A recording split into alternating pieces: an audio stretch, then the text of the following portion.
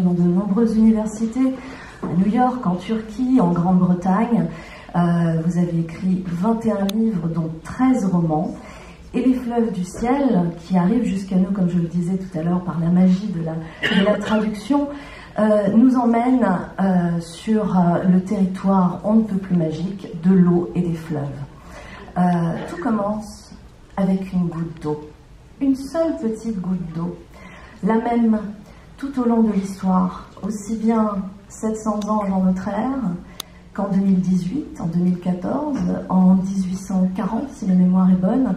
Nous allons aller au moment où les bulldozers s'apprêtent à terrasser le lieu de son enfance pour y construire un barrage, et qui, tout en quittant ce lieu tant aimé, va se laisser transmettre par sa grand-mère un héritage précieux qui est celui de l'histoire des Yézidis, tandis qu'elles vont marcher vers un destin qui est incertain.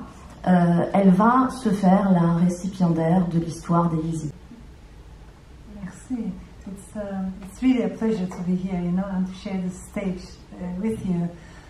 So, at first glance, it might seem like an epic novel, in the sense that it does traverse across countries and centuries and cultures, and the canvas is quite, you know, broad in that regard.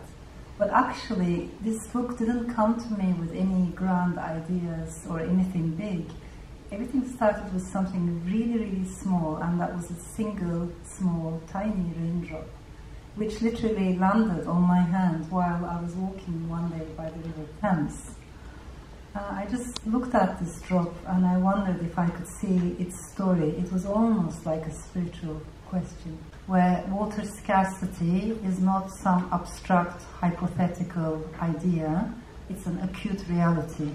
Today, out of the most 10 water-stressed nations in the world, 7 are in the Middle East and in North Africa. So what that means is our rivers are dying. You know, our rivers are drying up.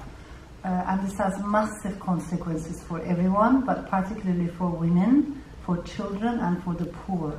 They are the ones who carry this burden in a disproportionate way. And if I may add this, usually women, young women, are water carriers. They bring water to their communities.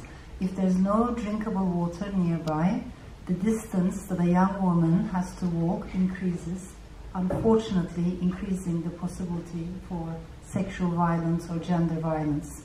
The reason why I say this is because in our minds we put these things in separate boxes, like this is the box for climate crisis, this is the box for gender inequality or women's rights, here's another drawer for racial inequality and so on.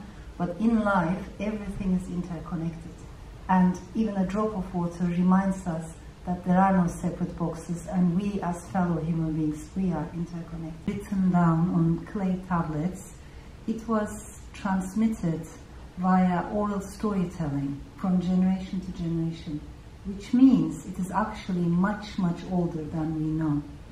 And to me what's interesting is, ever since this poem, this long narrative, was told and then written down, thousands of years have passed. So many empires have come and gone, so many strong men, mighty kings have perished, and even the tallest monuments, architectural structures, have crumbled to dust. But a poem which is made of words and made of breath, has survived the tides of history. And here we are, thousands of years later, in Paris, we meet and we talk about it. So for me, primarily the Epic of Gilgamesh symbolizes the resilience of literature. Literature has a very gentle, quiet, but profound power to transcend time and geography and boxes. That's why we need it all the more. But at the end of the story, having achieved nothing, having failed in everything, if Donald Trump was reading the Epic of Gilgamesh, I think he would call Gilgamesh a loser. So it's an unusual hero that we have here, but he comes back as a changed person. That's interesting. It's a story about friendship. It's a story about going to other people's lands and taking their things. It's a story about climate destruction. You know, we have one of the earliest environmentalist advocates in the Epic of Gilgamesh. It's a story about our fear of death and our desire to prolong youth. And because it talks about the destruction of the environment and the importance of floods, I think it is also very, very relevant to our time. Autre personnage, Narine, on l'a évoqué, jeune Yézidi, elle a 9 ans, elle est en fuite, mais elle est accompagnée par sa grand-mère qui est porteuse de l'histoire à la fois de leur peuple et d'une histoire qui est encore plus grande que leur peuple, qui les dépasse, comme toutes les histoires. Elle essaye de sauver quoi, sa grand-mère, quand elle lui raconte l'histoire des Yézidis. Est-ce que c'est une manière pour vous de nous raconter que malgré les exils, malgré les déportations, malgré les tentatives d'annihilation des peuples, tant que les gens racontent les histoires, l'essentiel est préservé? J'ai eu ce sentiment en lisant ces deux personnages. Powerful question. As you know, the Yazidis are one of the most persecuted, maligned and misunderstood minorities in the Middle East. Unfortunately, throughout centuries, they have been called all kinds of slander by people who have no idea about their culture, including quote-unquote devil worshippers.